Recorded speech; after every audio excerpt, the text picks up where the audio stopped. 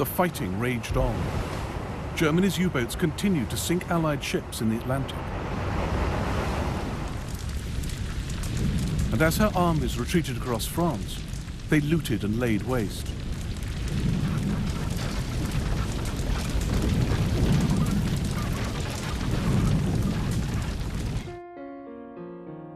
"14-year-old Yves Congar had kept a diary throughout the German occupation of his hometown of Sedan. He longed for freedom, but dreaded the price the French would have to pay for it.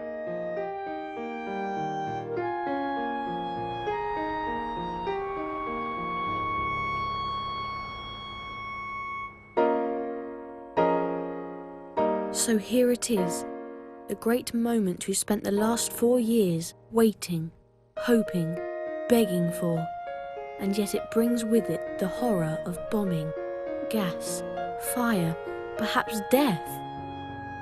We may never see our friends again. Many might be killed, the entire town destroyed. Our one great hope is an armistice." The First World War did not go quietly.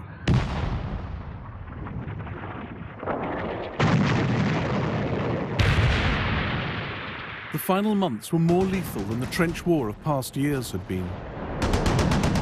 Men now had to leave the safety of trenches and cross open ground with little place to hide from sweeping machine gun and shell fire.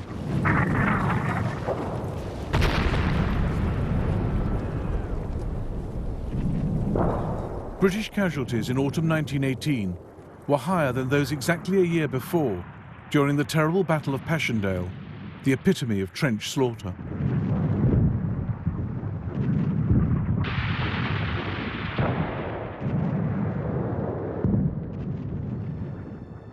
And the closer to peace, the harder it was to bear the losses.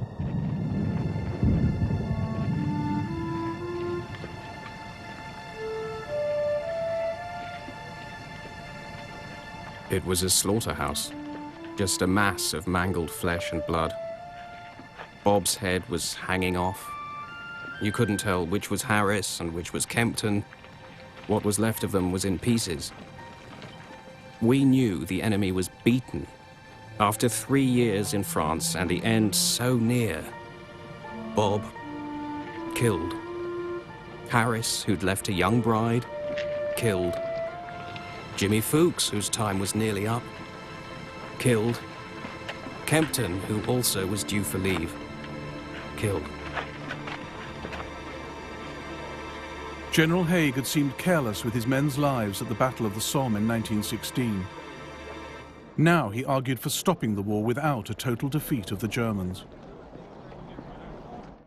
The British alone might bring the enemy to his knees, but why expend more British lives? And for what? French General Charles Mangin insisted this would only store up trouble for the future. No, no, no. We must go right into the heart of Germany. The Germans will not admit they were beaten. It is a fatal error, and France will pay for it. But with winter setting in, any invasion of Germany would have to wait till spring 1919. By then, the Germans might have renewed their strength.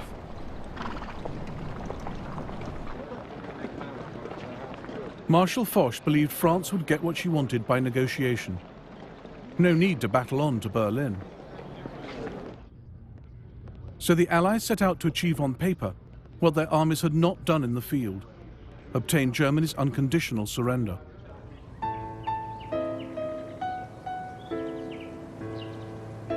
Foch chose to meet the Germans in Compiègne, 45 miles northeast of Paris, in a secluded forest through which a railway line conveniently ran.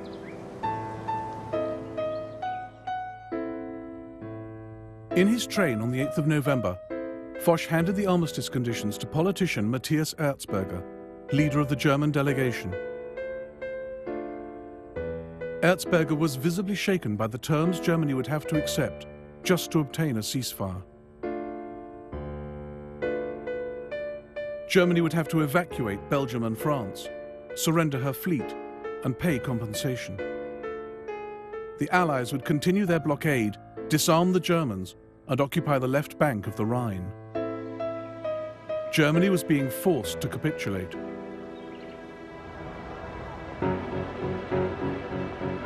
Meanwhile, the country Erzberger represented was falling apart, its cities swept by revolution.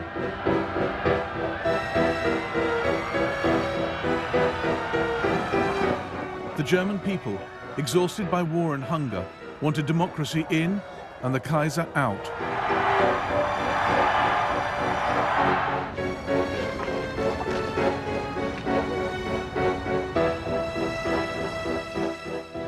But it was the German army which forced the Kaiser to abdicate. He asked his generals to turn the army against the people, but the generals refused. The army will return home in good order under its generals, but not under the command of your Majesty. It no longer stands behind your Majesty. The Prussian dynasty of Frederick the Great was over.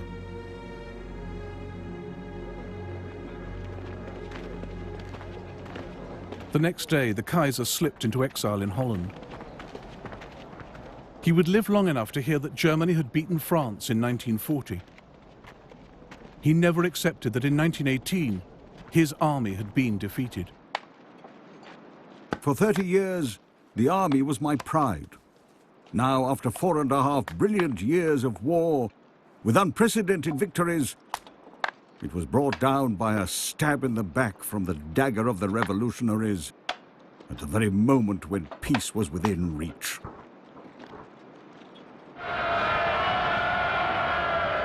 Most Germans rejoiced at the news that the Kaiser had gone. I felt as if a heavy weight had suddenly been lifted from my heart. This definitely means the armistice will be signed.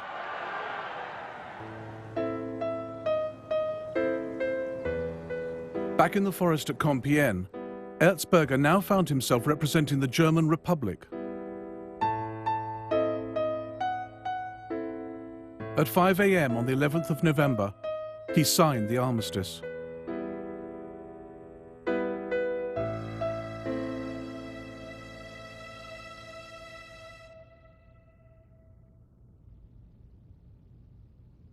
Hostilities temporarily cease, 1100 today, when all offensive action will cease.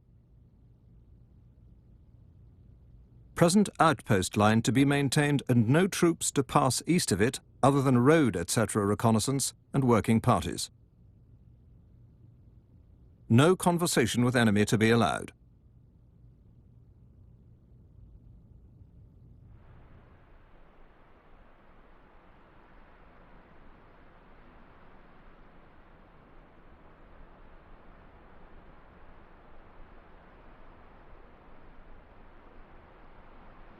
The most remarkable feature was the uncanny silence. The war was over. Peace and safety was a new thing. It could not be grasped in a moment.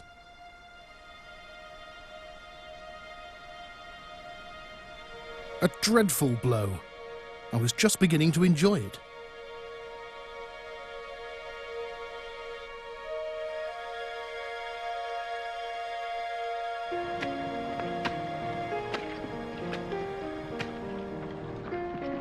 No more slaughter. No more maiming. No more mud and blood. No more shoveling bits of men's bodies and dumping them into sandbags. No more writing those dreadfully difficult letters to the next of kin of the dead. A strange and unreal thought was running through my mind. I had a future.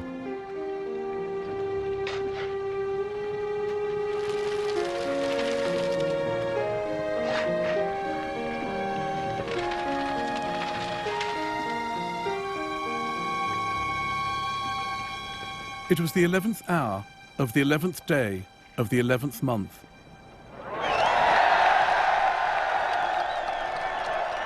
A great cheer arose all along the line. We could hear the men, 1,000 yards in front, raising holy hell. The French, behind our position, were dancing, shouting, and waving bottles of wine.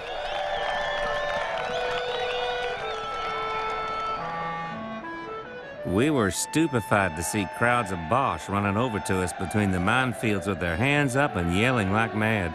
They were crazy for cigarettes and chocolate.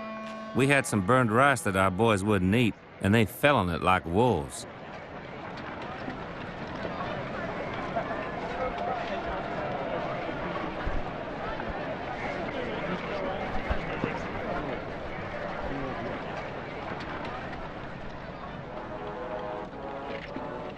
Our soldiers were choked with emotion. I thought about my family, about all the women of France. Except those who are alone and who cry.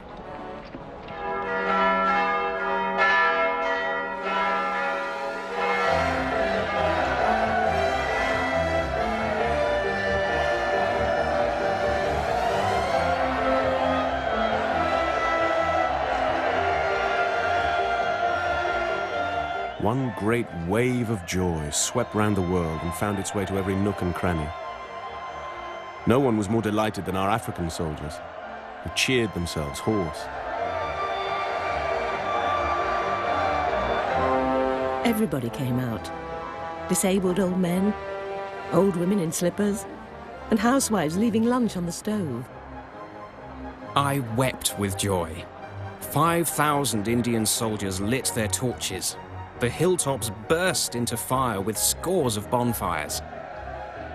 I found myself arm in arm with soldiers I had never seen before. I forgot where we went, toured the streets, and sang and sang. The significance of what it means was overwhelming. Peace.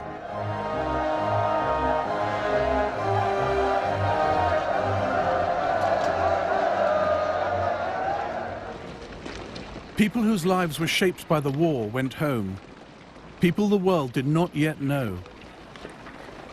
Ernest Hemingway, Bertolt Brecht, Harold Macmillan, Vera Brittain, Charles de Gaulle, Joseph Tito, Benito Mussolini, David Ben-Gurion, Mustafa Kemal.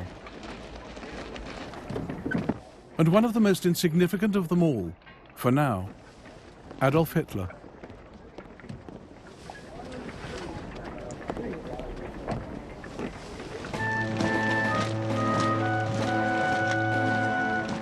The German armies in France and Belgium headed home. How we had looked forward to this moment. We used to picture it as the most splendid event of our lives. And here we are now, humbled, our souls torn and bleeding. But we can be proud of our performance. Never before has a nation, a single army, had the whole world against it and stood its ground. We protected our homeland. They never got into Germany.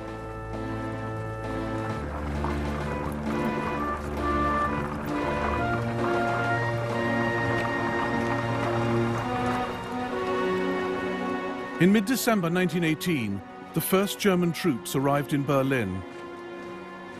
The people welcomed them as an army with no cause to feel ashamed. The men wore green laurel wreaths over their steel helmets. The machine guns were garlanded with green branches.